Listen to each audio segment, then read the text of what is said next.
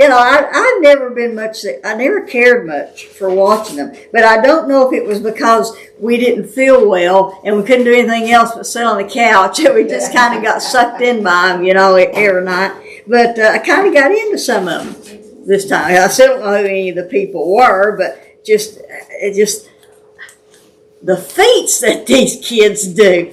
I'm just like, whoa, did you see them do that? Yeah, exactly. I'm folding my pages up, so I meant to do that earlier, and I didn't get that done. All right. So it's finally good to be really back. Glad Fran's back, right when we're really getting into it now. And thankful, between sickness and snow and school and babysitting and all this stuff, I began to wonder if we was ever going to get back. I really did. And then even at that, we won't be gathering tomorrow night at Buffett. Glad you guys came out to be with us here. And so I'm fortunate, for the live stream that when you just can't make it, you can always watch it. So maybe next week we'll be back to, I was going to write down maybe next week we'll be back to normal, and then I thought, you do know normal is just a sitting on the dryer. So.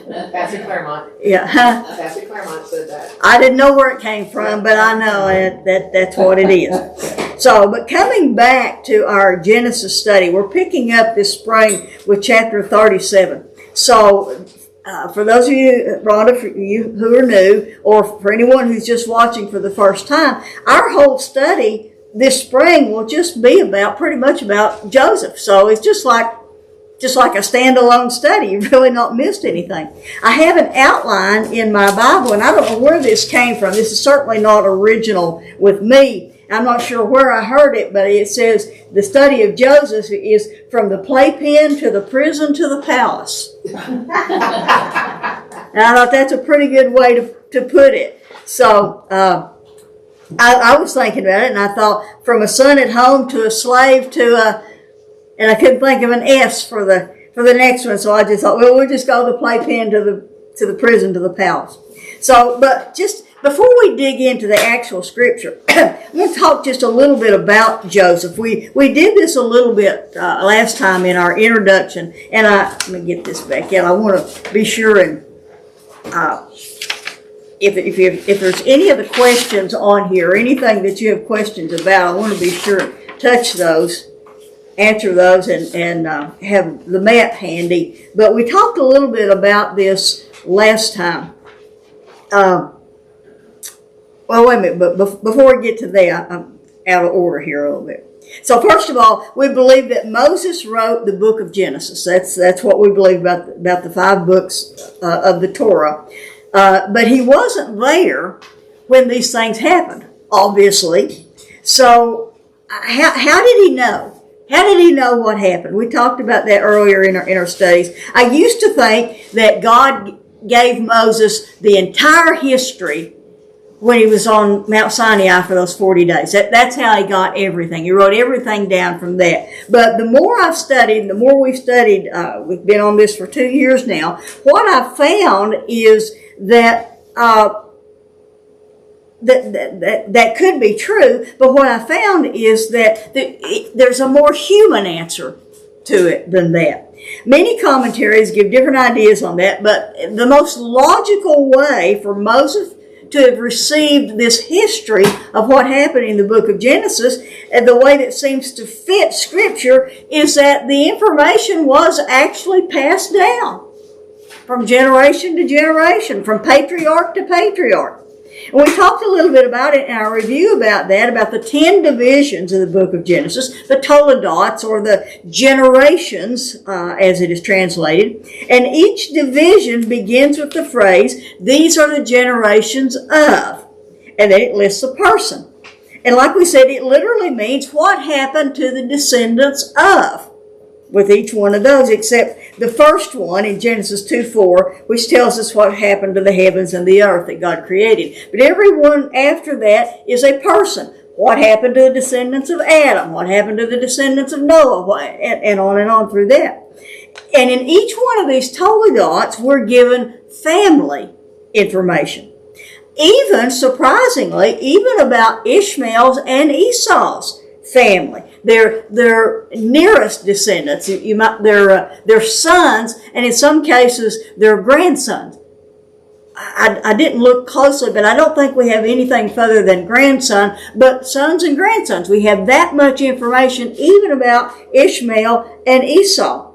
But even though they're not sons of the covenant, they're outside of it, they're not chosen, but we have this family information about them. But what was really interesting to me as we were studying is that we were given Ishmael's Toledot right after the burial of Abraham in chapter 35, verse 12. And then in chapter 36, we're given Esau's Toledot right after the information about Isaac's death. Now, we'll talk more about Isaac's death in a minute. But what it seemed to me was that when Ishmael and then Esau, when they came together with their brother for the burial of their father, they exchanged this family information. You know how it is. You've not seen a relative for a long time. Well, how many grandkids do you have now? And so that was the point that they exchanged that. They never got back together again, so we didn't have anything past son and in some cases grandson. So that was one of those logical things that just made sense to me. But these Toledots, or this family information, was passed down generation to generation. Now, in Joe's family, they have been very diligent. I think the women, at least on Joe's line, the women have been very diligent to pass down that information. So we have the information all the way, without going and looking it up at places, we have it all the way back to the Newman that came over from England. Just simply because they were diligent in passing that down. And so they passed it down. Now, people disagree on whether it was completely oral or whether it was written. And yes, writing can be traced all the way back at least to Noah, and I didn't dig in my notes. It may be further than that, but writing goes back much further than we think it, or that the critics think it did. But however it was preserved and it was passed down, and it ended up with Moses. But now think about this. You know how I like to think of this as really happening. So thinking about this, as Moses is relating this history, however, if they're sitting around, if they're on the eastern side of the Jordan River before they go into the Promised Land, or however they are doing this, however Moses is relating this story, or this history that we're studying now to the Israelites, he is sharing now with this section, he is sharing about men that some of these people may have actually known, especially Caleb and Joshua, the two oldest ones that came this far. If he's telling it as they go along, there may be many of them that actually knew these 12, maybe, and we know not Joseph because he died very early, but they may have known some of these, or at least knew someone who knew them. You think about it, that makes it very personal. It's like this. I know a little bit about Edmund Newman, who fought in the Revolutionary War. We got documents, we got wills, we got censuses. I know a little bit about this man, but it's just someone I know about. However, I'm more interested in Captain Newman, the riverboat pilot, because I know someone, or knew someone who knew him personally. Joe's dad, it was his grandfather. So he knew him, remembered it, he could tell stories about it. So that made him a more real person to me. And so you think about them, when Moses said Reuben or Levi or Joseph, these people actually knew someone who knew them. Could tell you what color their eyes were, what their hair, what they looked like, quirks about them. That just makes them more real people. Now, as Moses was relating this story, you can imagine some of them sitting out there nodding their heads when he's telling something. Oh, yeah, I remember Granddad talking about that, about the way he was, the way he did that. And so these last 14 chapters of Genesis only cover 93 years of history. You think about it, that's amazing.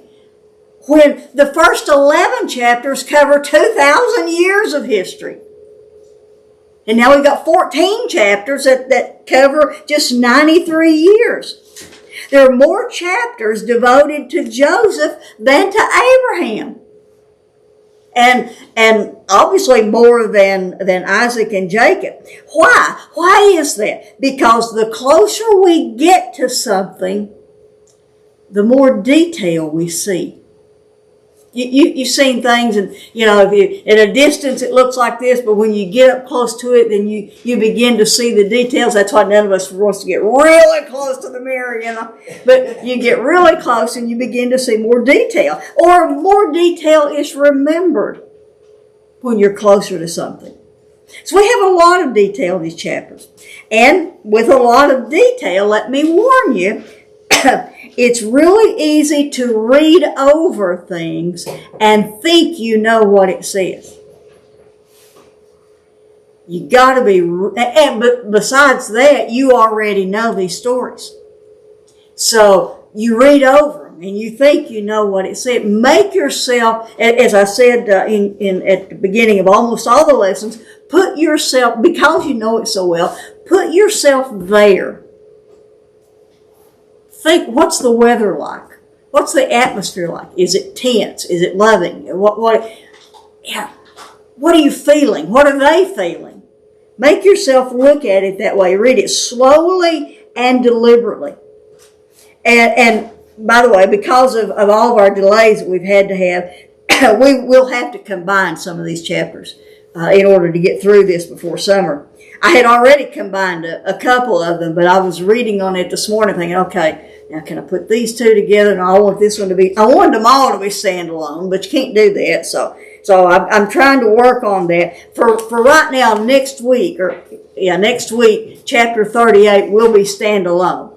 I think we might combine after a couple after that, but just study 38 for next week. But there's a lot of details in these chapters. But so now let's talk about Joseph a little bit. We talked a little bit about this, about our thoughts and our impression of him in our first gathering. Diane, what we said last time was, we'll discuss it in a minute, but be thinking about it. What's your impression of Joseph?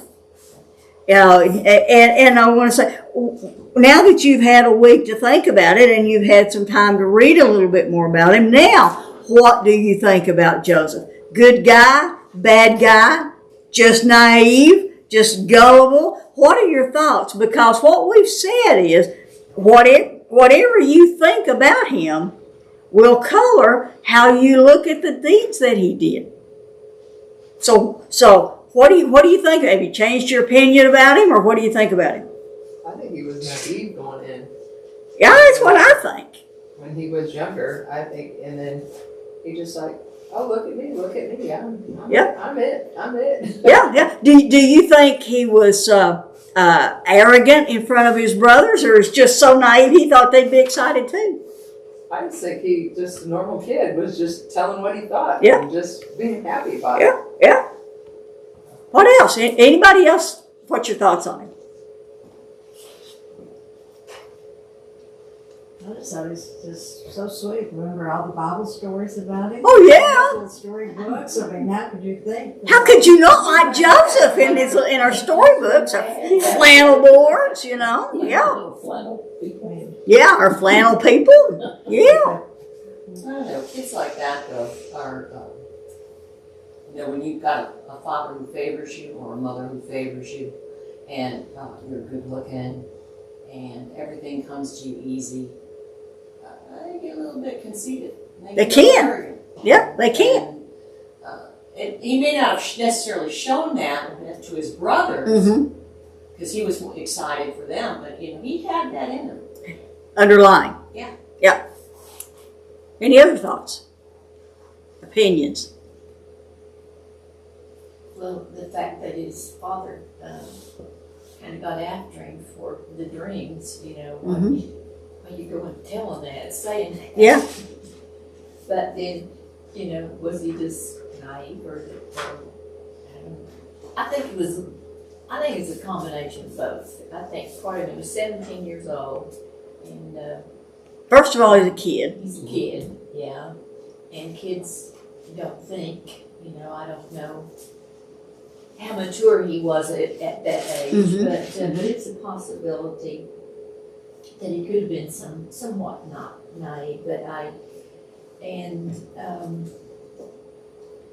and the fact, he came back and kind of told on his brothers, or was he just doing what his father told him to do? Yeah. So, Yeah. Yeah, and when you've lived, the fact that his father loved him, we'll talk about that in that verse, but sometimes when you've lived such a sheltered life, you don't, and he may have been even sheltered from his brothers because he's that much younger than they are. And so he may have not spent much time with them, and he's so sheltered from them that he doesn't realize that what he's saying would upset them. And you have to remember that his mother died. Yeah. So he didn't see the competition between his mother and His mother, at this point, I think had died about 2 years earlier. So he's about 14, 15 or so when his mother died. So he had, you're right, a very short period of time.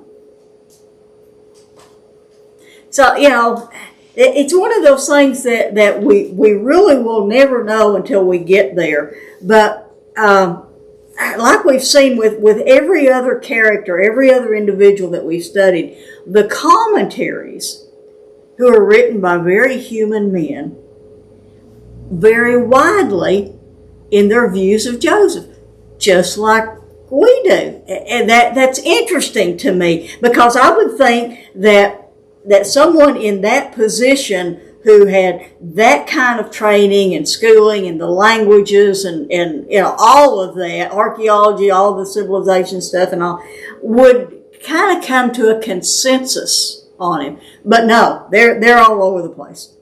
Henry Morris, that's the commentary that I've got I kind of go in an order of the ones that I study. Henry Morris is usually the first one that I read as I study. And by the way, he titled this chapter, The Testing of Joseph.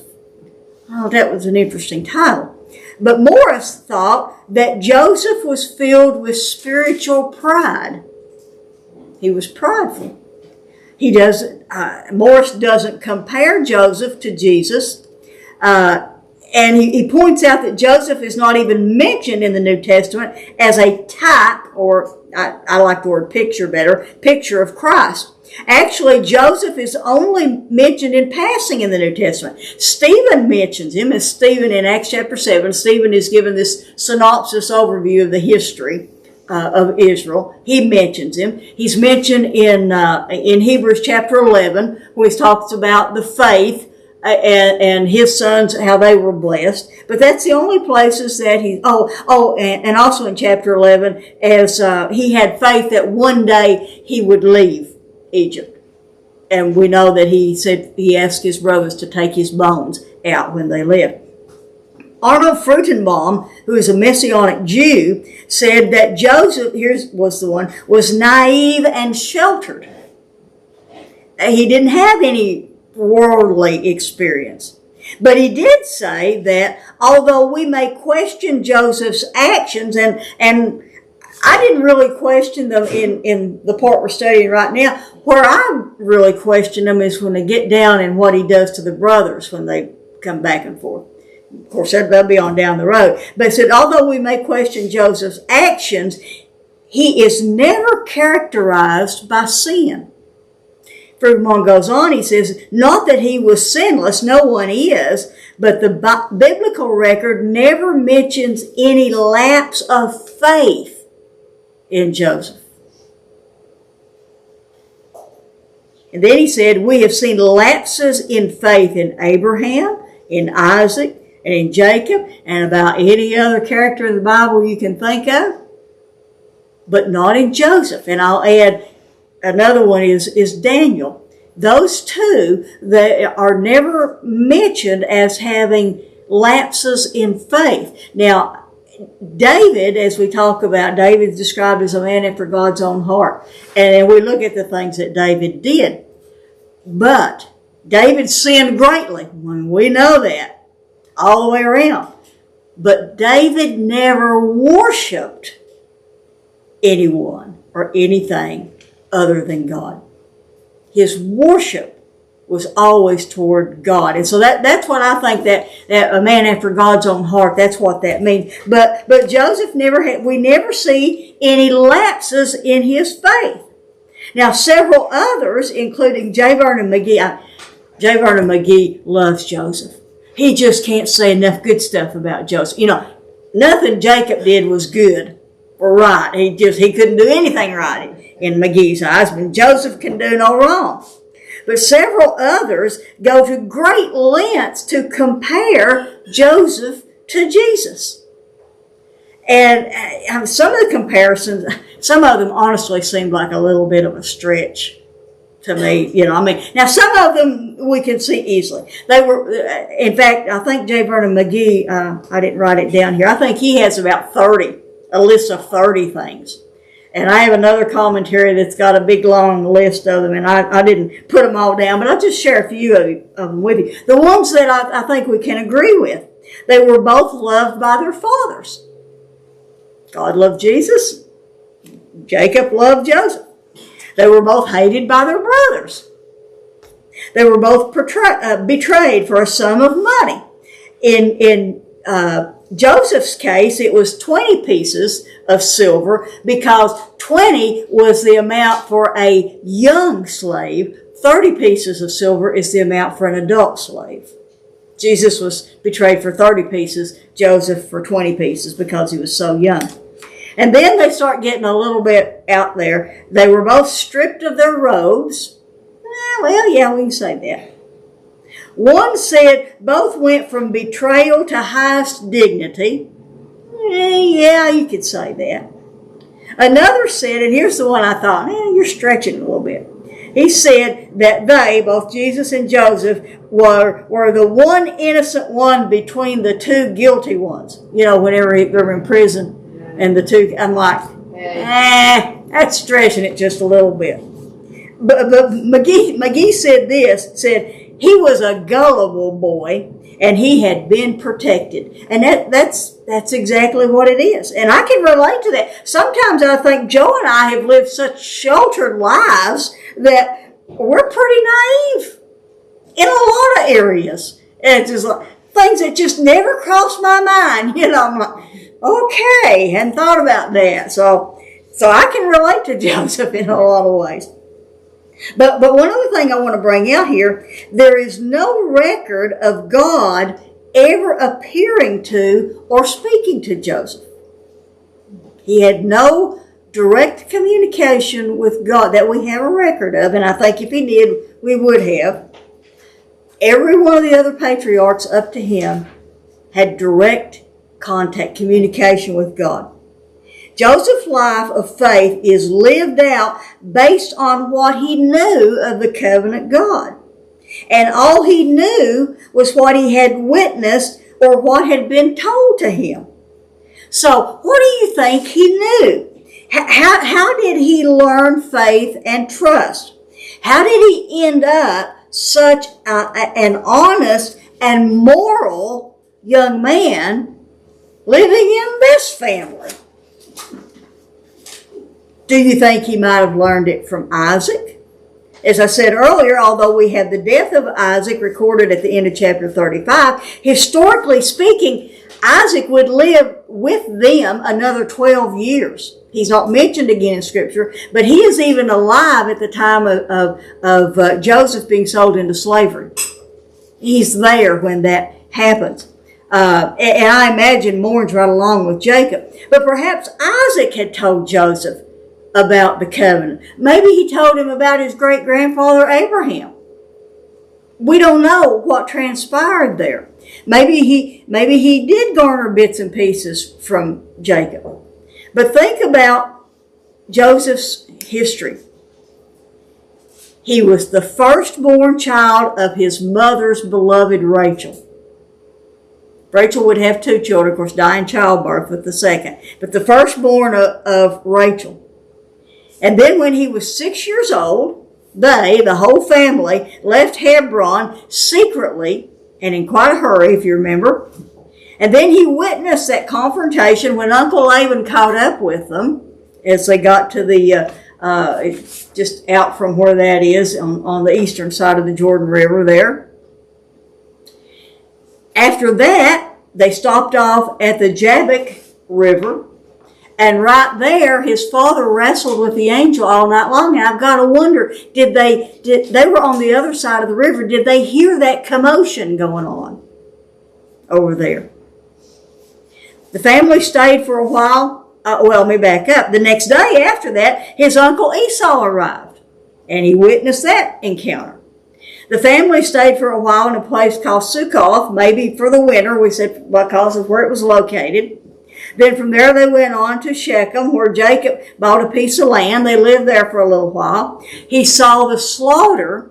He saw what happened to his sister Diana, and he saw the slaughter of the men of Shechem. And then after that, on the way to Hebron, just before they got to Bethlehem, his mother died, giving birth to his little brother. And then finally they arrived in Hebron, where he met his grandfather Isaac. So, where along the way did he learn about God? What do you think?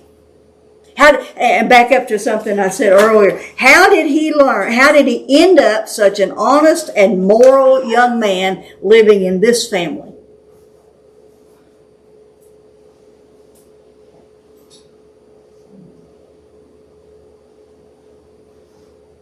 No thoughts on it? Well, I'll just say his mother. Yeah. Oh, yeah, Rachel would be the one to get. Yeah. Grandpa. Grandpa. You know, I'm sure you've all heard this little story, cliche thing, however you want to call it. Illustration. An alcoholic father has 2 sons.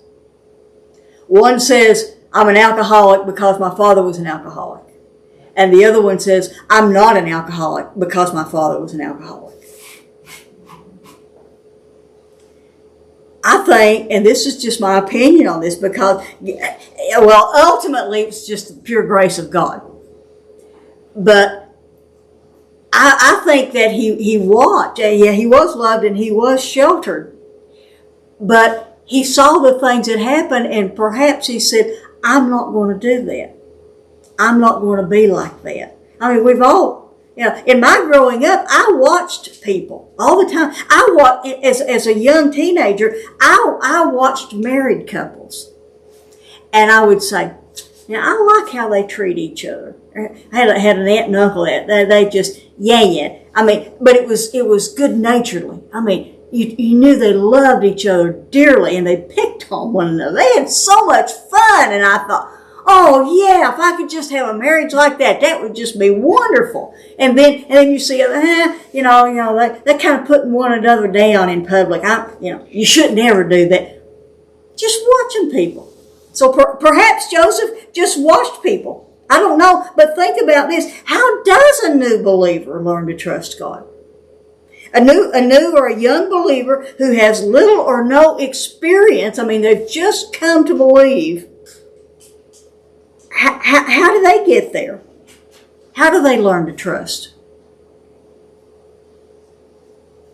Through experience.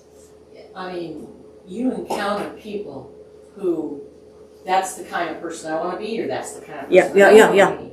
And not only through experience, but through mentors. Mm-hmm. And, other people, coaches and teachers and, neighbors. Yeah. You gather experience that way. Yeah, that's what new or young Christians do. I mean, they have the scriptures that they can draw from. But you draw much more from people, like you say, that you know. And so with that thought in mind, we're always being watched. All of us. And so we have to be very careful with that. I spoke last night at at Lions Creek to their women's gathering. And there was this young gal there that came up to me afterward and talked for a while. And it was just like, man, how to even answer her questions, you know. It kind of put me on the spot a little bit. And thinking, you know, we've got to be able, when new Christians come to us, we've got to be able to help them. We've got to be able to answer those things. And so we draw on our life experiences because it's, you know, with our prayer requests and our praises, every one of us has seen God working. And so we draw on that. The particular Sunday school book that we're using right now, the last couple of lessons have just really been profound to me in the scripture that they've used. And this yesterday's from 2 Corinthians 12, I think it's 2 Corinthians 12, verse 9, where Paul begged God to take that thorn in the flesh out. And of course, we can disagree about what that thorn was. And in fact, I believe the reason we don't know what it was is so if it had been his eyes, as like a lot of people think, we'd say, well, I'm having trouble with my eyes, so that doesn't pertain to me. But because we don't know what it was, we can relate.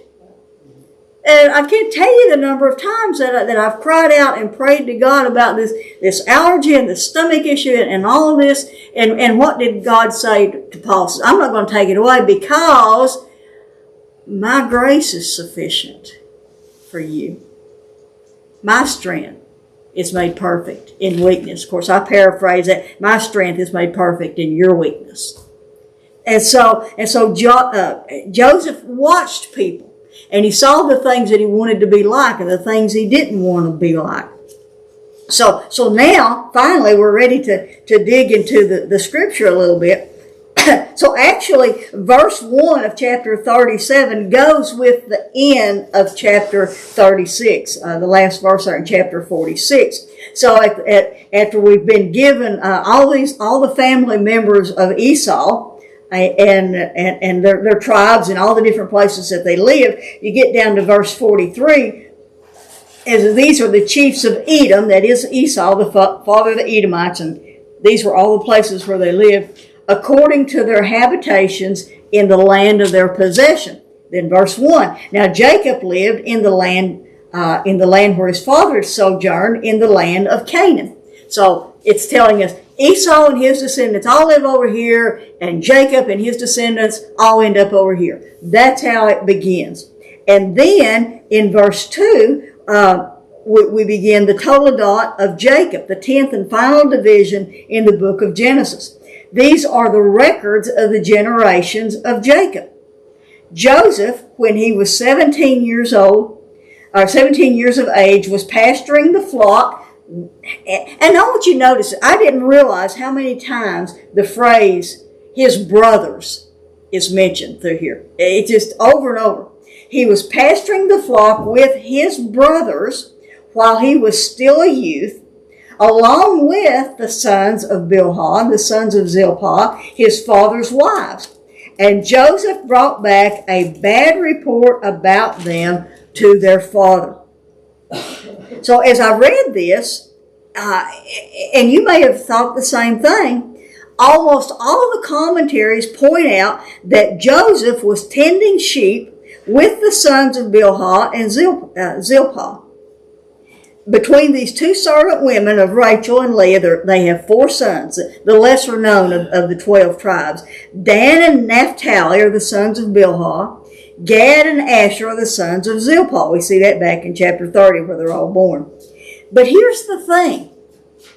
If we read it closely, again, we read over it. If we read it closely, it says Joseph, when he was 17 years of age, was pasturing the flock with his brothers while he was still a youth, along with the sons of Bilhah and Zilpah. Is that what, because I know in the NIV it says the sons of, it just says that he with his brothers, and then comma, the sons of Bilhah and is that how you're... Yeah, the American Standard says along with. Yeah. That indicates to us that they're all there. Yeah. At first glance, and the way most of the commentaries teach this, is that it was only Joseph and these four. That, in fact, some of the commentaries say that the other brothers had the sheep and were gone, out. But these were closer to home because they were just learning how to shepherd. They were in a training closer to home. Betty? Yeah. This right here, and is this talking about Joseph, and he brought a bad report about them to their father? Mm-hmm. Well, he's a tattletale. Oh, wait a minute. Just hold that a minute. We ain't there yet. Am I getting ahead? Yes, you are. I'm sorry. Give me a minute. But I want to talk about who all is there first. Oh, okay. Is it all of the brothers, or is it just Joseph and these four? If it is, as some of the commentaries say, they were closer to home because they were younger, that fails to mention the other two sons that Leah had that are younger than these four. Leah had two more after these four were born. They're not mentioned. So my opinion on this is that they're all there. This is a separate time. They're all there, but these four did something.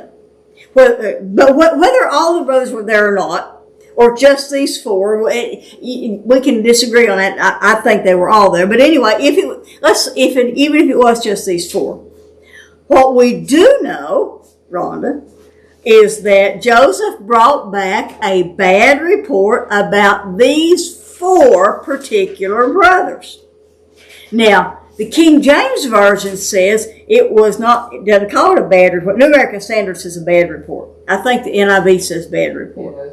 The King James Version says it was an evil report. This is not just something you'll tattle on. They went to sleep while the sheep were out. It's not just something minor. This is something serious. It was an evil report. The word can actually even mean that it was serious, wicked behavior. Okay, now here's the thing. There's no doubt that Joseph's report was true. Well, he told his father the truth. Probably it was something that Jacob needed to know. But should Joseph have handled it this way? That may be the question. Was he doing the right thing for the wrong reason? Was he just tattling on his brothers? Or was he faithfully serving his father even to the point of bringing a bad report about his brothers, knowing full well that they would hate him for it? What if the brothers were doing something that was detrimental to the flock? It could have been anything. It could have been anything. If it was wicked and evil, the father needed to know it. So you could call him a tattletale, but this was serious. And I think he was willing to do it. I don't think he did it out of I don't think he was glad that he could tell on him. I mean, I guess that colors my view of Joseph. He's got a very strong moral compass. Yes, that's it. He does. We'll see that, of course, when we get later on. But yes, he does. Even to the point of, you may hate me for this, but this is the right thing to do. So we have, you can look at that in different ways, but I just think he was doing the right thing to do. Then Moses shares with us an important fact in verse 3. Now Israel loved Joseph more than all his sons, because he was the son of his old age, and he made him, my translation says, a multicolored tunic. Now, the tense of the word love there should read, Israel had come to love Joseph. Most of the translations will just say he loved Joseph. but it is a growing love. The tense of the word or the verb love there is that it's in a continuous. It's a growing love. He had come to love Joseph. Morris said that clearly Joseph's morality and spiritual interests were superior to the other brothers. And maybe it was this interest that caused Israel's love to grow. But the verse does say he loved him because he was the son of his old age. But what's really interesting to me about that verse is that God, of course, all scripture is inspired by God. God inspired Moses to use the name Israel there instead of Jacob. And you got to watch for the times that Israel, which name is used. There is a reason. Commentaries and scripture doesn't always tell us what the reason is, but you can know that there is a reason. I searched through many of the commentaries. It has to have a reason, but none of the commentaries that I read say anything about that. But this is what I deduced. And again, this is just my opinion. What I deduced is that by saying Israel, it tells us that it was God's plan that Joseph was the one who was chosen. Joseph will not be in the line of the Messiah, but Joseph was chosen for this specific role at this specific time. Israel loved Joseph. I mean, that may or may not be true, but that's the only reason I can think of for saying Israel rather than Jacob, because I know it's not just happenstance. But I wonder, too, if Jacob ever thought about his own life, his own growing up, and how his mother loved him and his father loved Esau. Yeah. Did that ever even cross his mind? We don't know. That's just one of those things that we question. But at any rate, this love that he had for Joseph, this seeing something special in Joseph, caused Israel to make what we've always called this coat of many colors. Now, we need to know something. We need to know some things about that coat. This is more than just a pretty coat.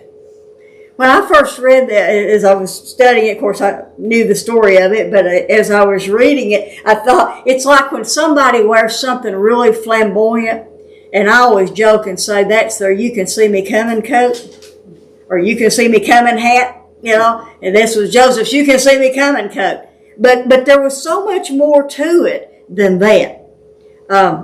Wait, I lost my place.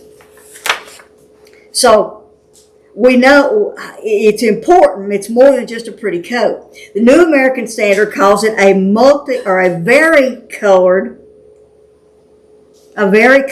tunic. And then there's a side note here that says a full length robe. Okay, the word colors there does indicate color, but the word is used other places, and it primarily means it's a word that means to the palms and to the soles, meaning to your feet. So what this is, it's the tunics that most men wore there at that time were sleeveless and knee length. So you could work, you could do stuff. But Joseph's was one with long sleeves and reaching to his ankles. I mean, this was definitely not a work garment. This was not jeans and a flannel shirt. This was a three-piece suit. This garment was not suitable for taking care of sheep. But there was more to it even than that. This was not just a coat of love. This was not just a garment that said, you don't have to do physical labor. You don't have to work out in the fields like everybody else. This garment designated that, Israel, indicating God's choice, this garment was appointing Joseph as the leader of the family.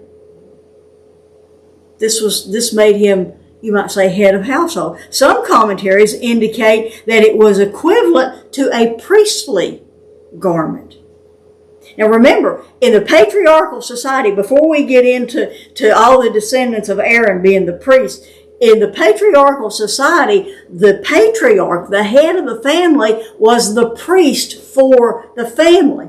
Remember the story of Job? Job is the one that offers sacrifices for all of his children. He's the patriarch. He's the priest of the family. We see Noah doing that. We see Abraham doing that. The patriarch offered the sacrifices. They were the equivalent of the priest. Joseph had essentially, in our terminology, just handed over power of attorney to Joseph. Did I say Joseph? Jacob. Jacob had just handed over power of attorney to Joseph, a 17-year-old boy with no experience in anything. But don't you think that God saying Israel, God's kind of indicating to Jacob that this is your birthright? Yes, exactly. It wasn't Jacob making that decision, it was Right. God making that decision. I think you're exactly right there. I think that's what it is. But the rest of the sons couldn't see that Right. because to them he's just this kid. Well, they may have not been brought up in, well, I don't know. Who knows? Who knows? Who knows? And I don't know. Yeah, that's exactly right. But the position would have normally gone to the firstborn son, which was Reuben. But Reuben messed up when he had that sexual relationship with Bilhah. Next in line would have been Simeon and then Levi. But they caused the slaughter of all those men in Shechem. Next in line would be Judah. And we'll see next week what Judah did. So all four of them were disqualifying themselves one right after the other. But weren't they disqualified to begin with because Leah was not Jacob's chosen? That's a great question. But the thing is, the Messiah will come through Judah, I know. from Leah. The priest will come from Levi, through Leah. A little bit of a rabbit trail there. I have often wondered if we've said, he was only going to marry Rachel, and God said one man and one woman. That once he was tricked into marrying Leah, if he had said, I can't marry Rachel because God said one man and one woman, how would God have blessed that union? Because the Levi or the priests and the Messiah would come through children from Leah. Yeah, I've often wondered what would have been happened if he'd made that stand. And we've talked about that with many other situations. And I just can't help but wonder, but he didn't. And so, we know the mess. But still, Judah and Levi are very important in their lines there. So let me find where I'm at. So the four of them had messed up. But in all honesty, Joseph was the firstborn of Rachel. I mean, he was a firstborn son. I mean, if you want to get technical about it. But all these reasons didn't soften the brothers' hatred of Joseph and this new coat of many colors. The brothers saw that their father loved him more than all his brothers. His brothers saw, it's in there twice, loved him more than all his brothers. And so they hated him and could not speak to him. My translation says in friendly terms. They couldn't even speak civilly to him. They just hated him so much. So they, as we go on, we'll see how much more they hated him. But they couldn't even. My translation in the side here says in peace. They couldn't even speak to him in peace. They hated him so much. So any thoughts or comments on this section before we get into the dreams? Envy. Envy's a bad thing. And it's a family trait. Yeah. We see it. Yeah. Cain. Well, it's a human trait. Yeah. It's not just family, but because we are all human. Exactly. So, and then comes the dreams. And I'm going to cover this in bigger sections. I know I've taken quite a bit of time with all this leading up to this, but I thought that was important for us to know. So then comes the dreams, verses 5 through 8. Then Joseph had a dream. And he told it to his brothers. And they hated him even more. That's the first time. And he said that, now, I don't know about your translation, but the word behold is used many times in this. So I'm going to, different words are used in my translation, but I'm going to put them back because we know the word behold means, now look here, this is important. So he said to them, behold, listen to this dream which I have had. For behold, we were binding sheaves in the field. Now this tells us that they did more than just have animals. They had grain. This is either wheat or corn or something. This is something that's growing from the ground. Behold, we were binding sheaves in the field, and behold, my sheaves rose up and stood erect, and behold, your sheaves gathered around and bowed down to my sheaf. Then his brothers said to him, are you actually going to reign over us? Or are you really going to rule over us? So again, they hated him even more.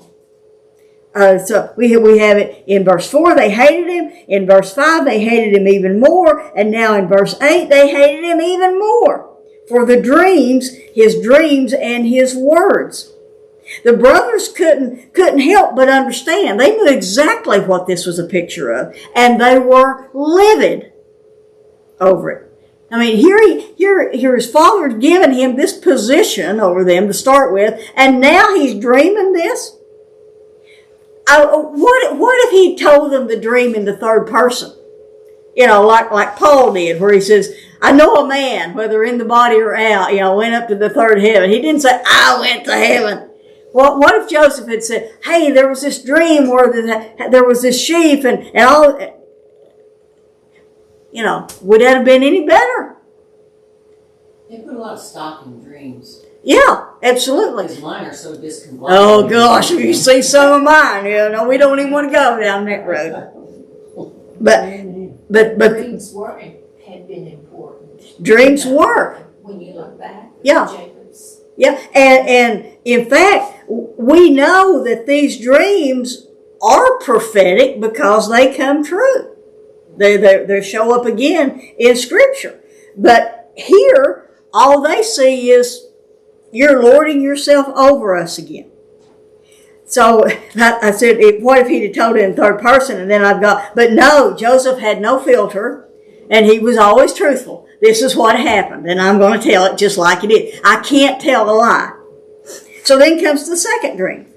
And all these things in this chapter have happened will happen over a very short period of time, because verse 2 tells us that Joseph is 17 years old when he was with his brothers with the sheep. But we know that from everything else that happens in the rest of these chapters, time and ages and dates are based on the fact that Joseph was 17 when he went in to Egypt. So all of this has taken place over, several months, probably not even a year. So it's within the same year anyway. So now look at verse 9 through 11. And he had still another dream. And he related it to his brothers and said, behold, I've had still another dream. And behold, the sun and the moon and the 11 stars were bowing down to me. And he related it to his father and to his brothers.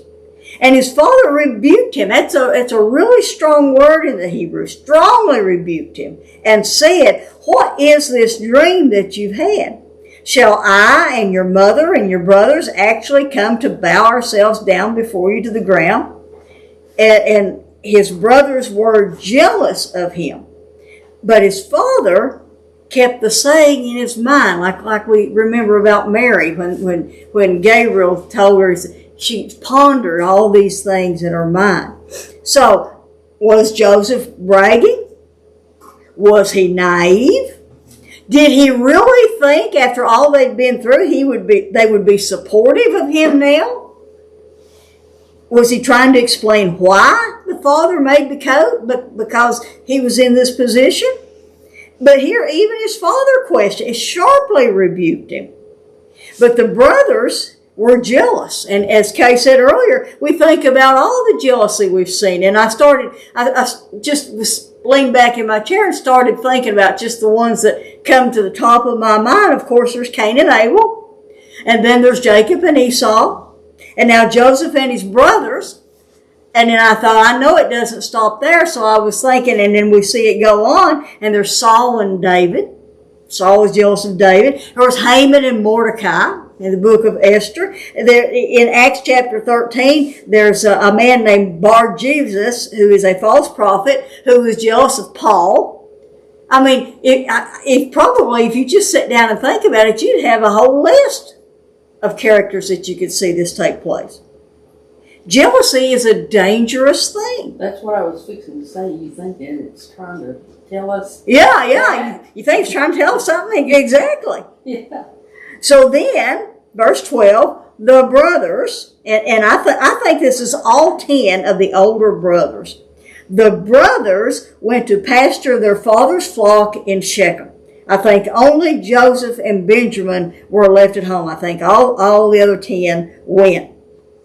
And then maybe after a period of time, we don't know how long, but verses 13 through 17, and Israel, again, instead of Jacob, Israel said to Joseph, "Are not your brothers pasturing the flock in Shechem? Come, and I will send you to them." And Joseph said, "I will go." So why Shechem? Shechem, they're living down here, and Shechem is way up here. We gotta go a ways. Why all the way up there, do you think? Good pasture land. Good pasture land? Plus, remember, Jacob had bought a piece of property up there. He actually owned a little piece up there. So the good pasture land, and that's, I think, why he stayed there as long as he did, because it was really good pasture land. And so Joseph said, "And I will go." And then verse 14. And then Israel said to Joseph, "Go now and see about the welfare of your brothers." Well, Shechem, they left Shechem in a hurry after killing all those men because they were afraid that all the other tribes and people around there would attack them. Go check on them. They're in a dangerous place. Check on the brothers, check on the welfare of the flock, and bring word back to me. So he sent him from the valley of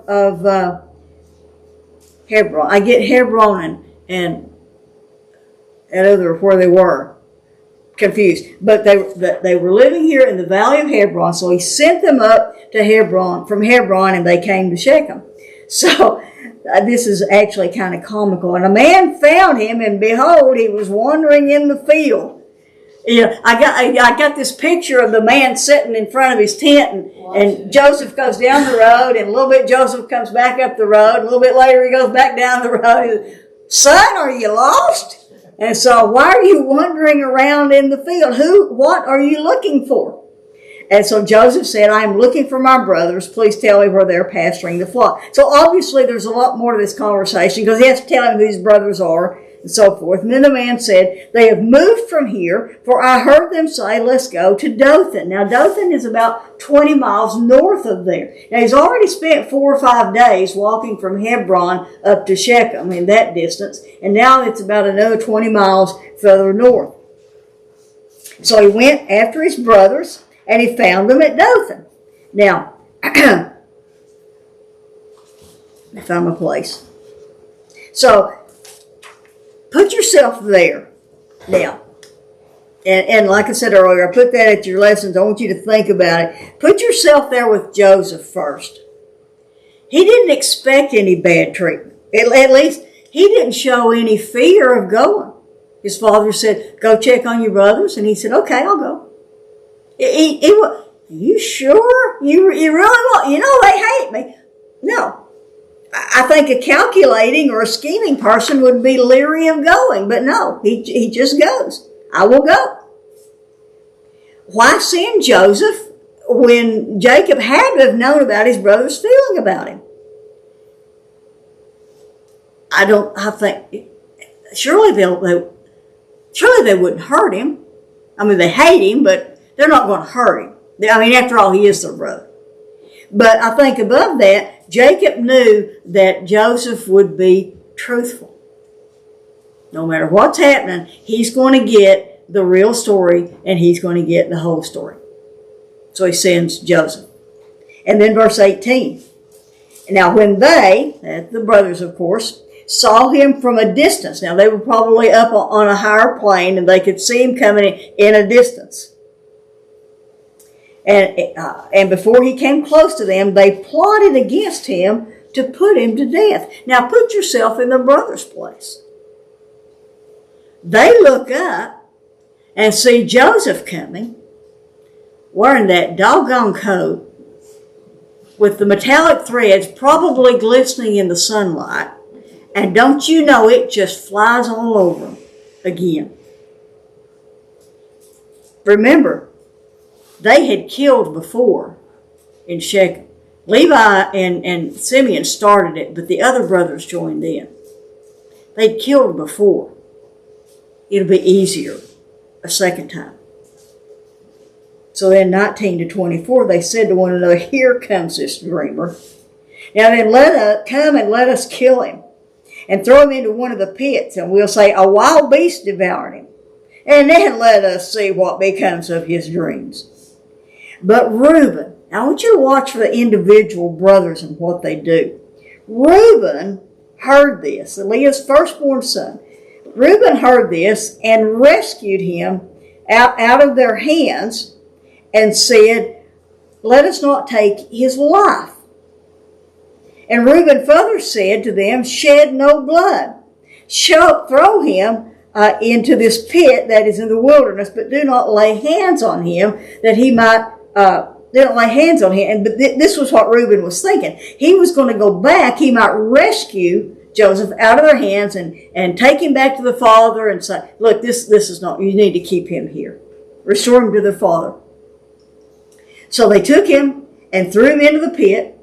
And now the pit was empty without any water in it. So this pit, when I first read this, when I was just first making notes on it, I was reminded of chapter 14, that battle between the kings of Sodom and Gomorrah and the kings of the north. You know, they were running and they fell in the pits. I thought this was what it was, but this is an entirely different thing. This pit, it was actually a cistern. I don't know if any of you have grown up having a cistern. My mama had a cistern, and we were warned time after time to stay away from the cistern. Oh yeah, absolutely. But these cisterns were hand dug for holding water. Thankfully, this one was dry.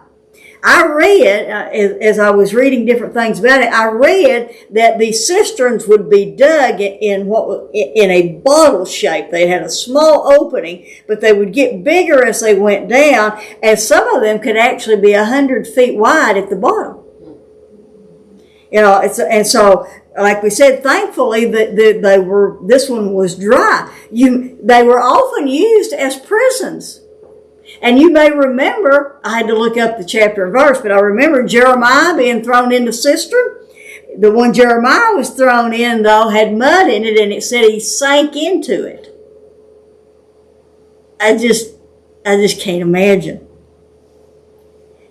But in Joseph's case, it was dry. And we do know, though, from chapter 42, when we get to that, as the brothers are remembering this incident, here we don't have a word out of Joseph.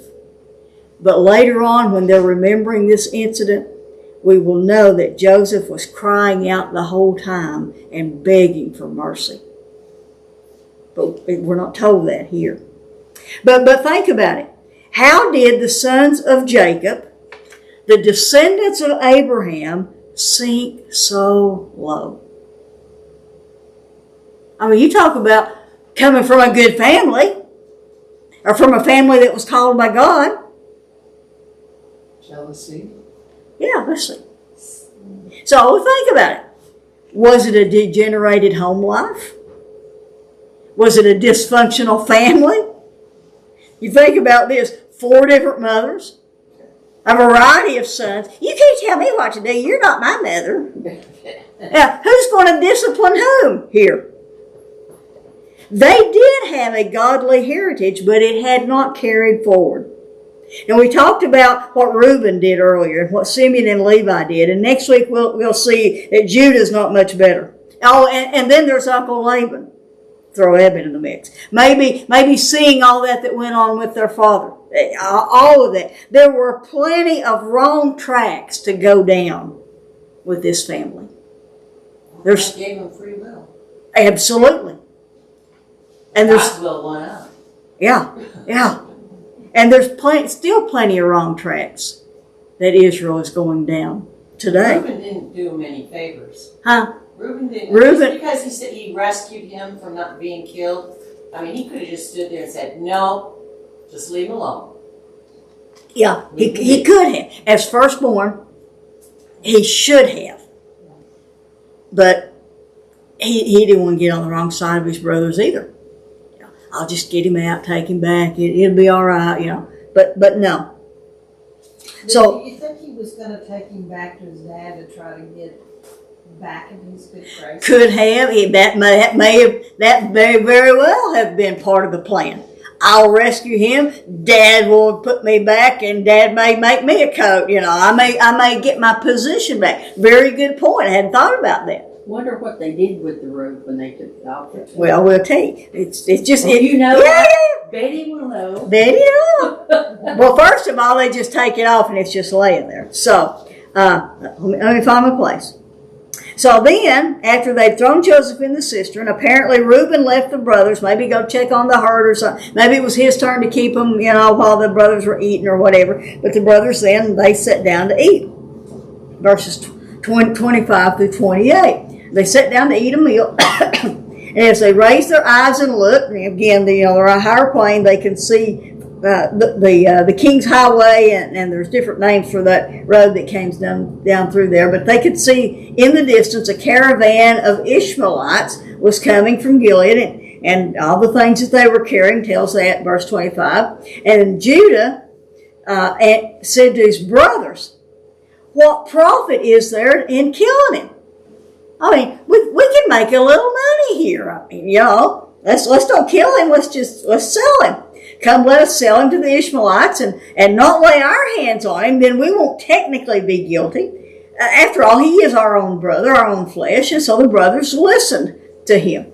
Then some Midianite traders passed by. Now, there's differences of opinion whether this is two different groups or whether the Ishmaelites and the Midianites were traveling together. The Ishmaelites, of course, come from Ishmael, Abraham's son by Hagar. The Midianites, Midian is Keturah's son, the woman that Abraham married after Sarah died. So they're all in the same family. So most commentaries think that they were traveling together. But the Midianite traders passed by, so the brothers, pulled him up and lifted Joseph out of the pit and sold him to the Ishmaelites for 20 shekels of silver. And thus the Ishmaelites, brought Joseph into Egypt. So the brothers thought that they were destroying the dreams of the dreamer. But in fact, they were providing the way for the fulfillment.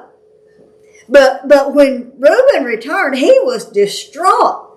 Verse 29, Reuben returned to the pit, and behold, look at here, Joseph was not in the pit, and so he tore his garments. He thought, they've killed him when I was gone.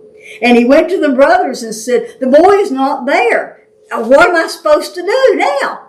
And so they all of them together, here you go, Rhonda, they took Joseph's tunic, they slaughtered a male goat and dipped the tunic in blood. And they sent, now this what's your translation, any of you, translation on 32? Mine says, and they sent the varicolored tunic.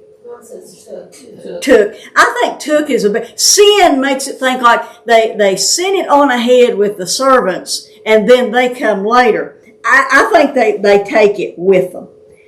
So they took the tunic and they brought it to their father and they said, we found this on the way home. Do you think it might be Joseph's? I mean, we found it.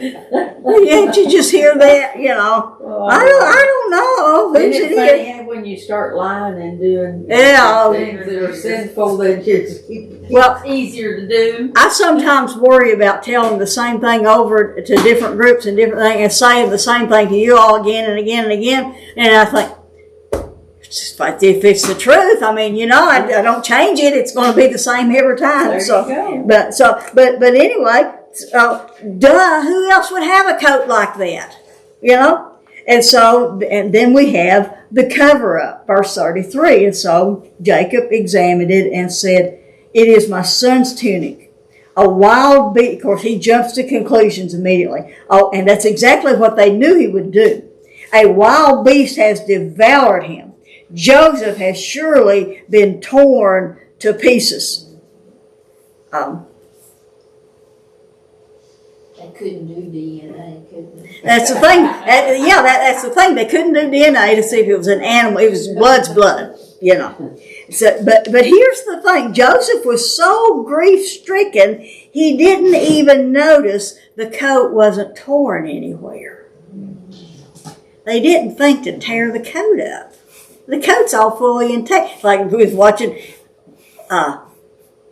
Wells Fargo the other night. Wells Fargo. And Jim Hardy, the guy says he got shot, it just grazed his head, and Jim says, "Your hat doesn't have a hole in it." "Oh, I had my hat off." It was, the father wasn't very observant that, he's so grief-stricken, he jumps to conclusions. It's not even torn. And what I have to wonder, though, is if that thought came to him later. Wait a minute. That coat wasn't torn anywhere. Because he will say some things later that lead some of the commentaries to say he was suspicious of the brothers. But as you said, there was no DNA testing. Blood was just blood, animal or human. But now, here comes that word we've talked about many times. Recompense. The deceiver was deceived. Isaac was deceived by Jacob with goat skins. Jacob was deceived by his sons with goat's blood. Isaac was deceived by Esau's clothes and their smell. Jacob was deceived by Joseph's coat and the goat's blood. I think it's in Galatians, "As you sow, so shall you reap." And we see that recompense, the justice that comes back in the very same way that the evil was perpetrated. So look at verses 34 and 35. "So Jacob tore his clothes, and he put on sackcloth on his loins, and mourned for his son many days. Then all his sons," and it says, "and all his daughters." Now, we don't know if Dinah was the only daughter and the rest of these were daughters-in-law, or whether he had other daughters. But anyway, they all came together and they arose to comfort him. But he refused to be comforted. And he said, "Surely I will go down to Sheol, the place of the dead, in mourning for my son." So Joseph's father wept for him. And here he's called Joseph. It's not called Israel here. It's called Joseph. Jacob. You knew what I meant. Jacob instead of Israel. Jacob is the father's very human name. The old man. Not old because he's old, but the old man. Grieved like those who have no hope.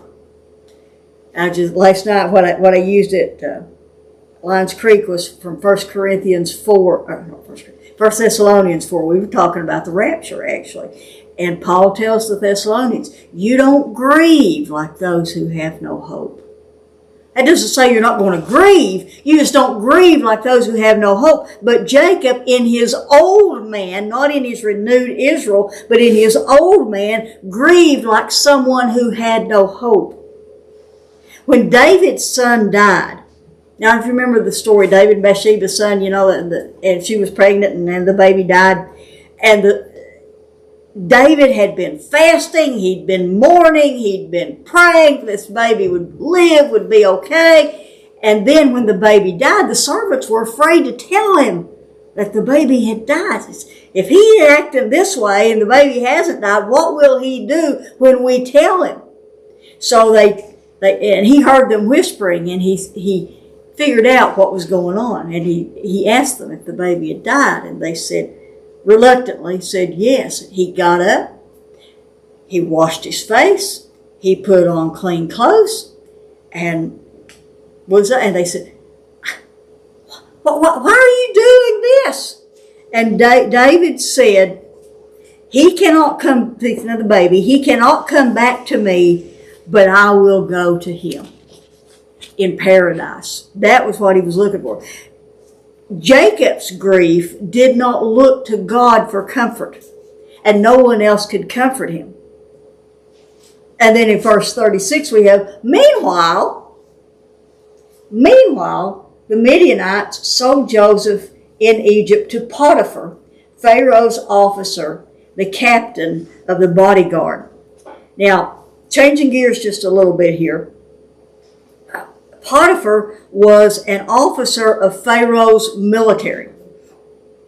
So he was the captain of the guard. This literally meant that he was the chief of the executioners. But you keep that in mind when we get to that chapter. He was the chief of the executioners. That might worry us a little bit if we didn't know the rest of the story, but it does play into that, I think. But we'll talk about Potiphar more whenever we get to that chapter. But let me throw this out here. And this was just something that came to me as I was thinking about how they thought they were going to do away with his dreams, but they actually caused him to be fulfilled. We've said many times, we saw this, and really saw it a lot more in the beginning chapters of Genesis, where we saw after chapter 3 and the fall, how Satan set out to try to stop the seed of the woman. You know, we've talked about that many times, the thing that he did. He thought by getting rid of Cain and Abel, he's gotten rid of the seed of the woman.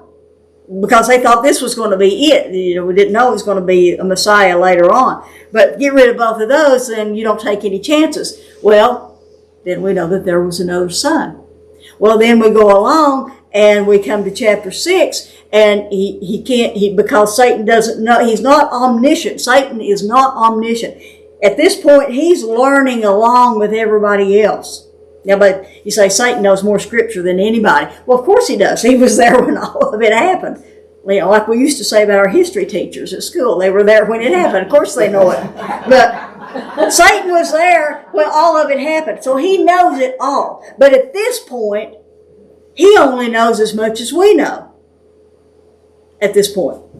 And so he in chapter 6, where the demons intermarry with the human women, he thinks, if I don't know which one the Messiah is going to come from, I'll just corrupt all of them.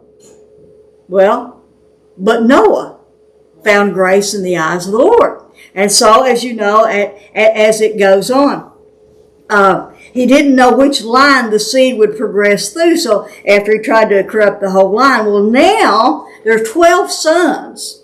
There's been Isaac instead of Ishmael. There's been Jacob instead of Esau. But now Jacob's got 12 sons. Which one?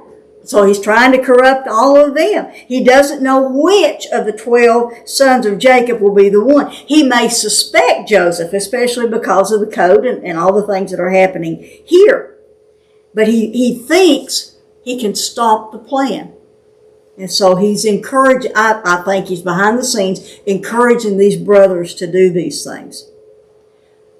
But God.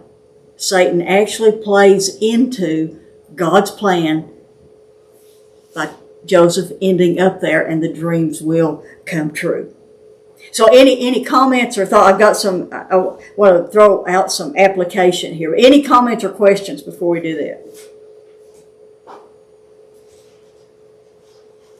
All right, from your lesson, the application takeaways that I had on there. First of all, think about yourself. And you can answer or not answer, whichever. How committed are you to the truth, regardless of the outcome? Now, put yourself in Joseph's place. Are you committed to the truth, to doing the right thing, regardless of the outcome? That's a tough question.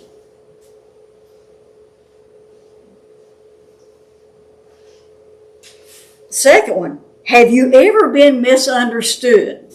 Is there anyone here who has not been misunderstood? You know, that's the thing, and a friend and I were talking about this recently. That's the thing about the written word. Text messages, emails, they're horrible. You do not know tone of voice. You do not, unless you know the person really, really, really well, you don't know if they're just being sarcastic or if they're being serious. You don't know in emails if they're joking or not. You can't see body language. You can't hear tone of voice. And even when you do know the person you think you know them very, very well, they may say something, or you may say something that is totally misunderstood. So we can see how Joseph was misunderstood. And I shared my experience with you last time, but has this ever happened to you? Have you ever spoken something naively, not expecting the results that happened?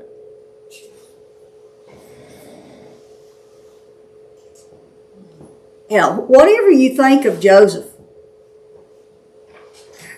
you know, I don't think he was malicious. Even if he was a tattletale, I think it was a kid thing. I think he was, as J. Vernon McGee said, he was very gullible and he was sheltered. I don't think he did anything that he did maliciously. Personally, I believe he did it because it was the right thing to do, regardless. But we can be misunderstood even when we do something that's done for the right reasons. So it's easy to see how Joseph could end up in this place. So any comments or questions, your thoughts? Last thoughts. So why we look so highly on people who have integrity? Huh? Why we look so highly on people who have integrity? Yeah, exactly. Yeah. They say what they say, and regardless of the outcome. Yeah. You may not like what they say. That's right. That was one thing about, and still is actually, about Joe Jr. As he was growing up, whatever came into his mind came out his mouth. But there was never an ulterior motive with him. I mean, you know, we'd talk to the teachers at school, and they would tell me things, and I would say, you know, you'd say, well, my son doesn't lie, and the teachers go, yeah, right, you know, everybody's son lies. No, if Joe told me something, I could count on it was true. I may not like it, and I've told him many times, I'd say, he'd start to say something, and I'd say, you can think it, but don't you say it. Because if you say it, I'll have to do something about it. But never an ulterior motive with him. But yeah, we do, and like them or not, you know where you stand. Yeah. Anything else? All right, well, let's pray. Father, again, we thank you so much for Scripture being preserved for us. However it was